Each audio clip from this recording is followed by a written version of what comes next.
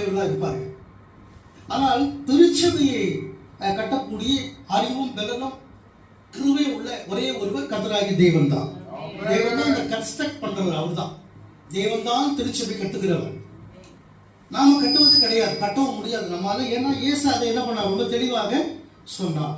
அப்ப பீட்டர் சொல்லும்போது என்ன சொல்றாருன்னு கேட்டீங்கன்னா, I will build my church. இங்க இயேசு என்ன சொல்றாருன்னா, உன்னுடைய சபை அல்ல, இவர் மெய்ப்பர் அப்படிலாம் ஒண்ணும் கிடையாது. நீங்க எல்லாரும் யாரெல்லாம் ரட்சிக்கப்பட்டு சபைக்குள்ள இருக்கிறீங்களோ அத்தனை பேருமே ஜீவனுள்ள கற்கள் தான். இந்த பேரை தான் சொல்றாரு. யாரெல்லாம் ரட்சிக்கப்பட்டீங்களோ, யாரெல்லாம் கர்த்தருக்குள்ள இருக்கீங்களோ அத்தனை பேர் ஆசாரியர்கள் தான். ஒரு ஆள் மட்டும் கிடையாது, நம்ம எல்லாருமே யார் தான்? ஏன்னா ஒரு பைபிள் இருக்குது, நீங்கள் ஆசாரியர்களாகவும் யார சொல்றாரு, எல்லாருமே சொல்லிருக்காரு. நம்ம எல்லாருமே ஆசாரியர்கள் தான். அங்க ஒன்றும் பிரிவினை கிடையாது. பரலோகத்துக்கு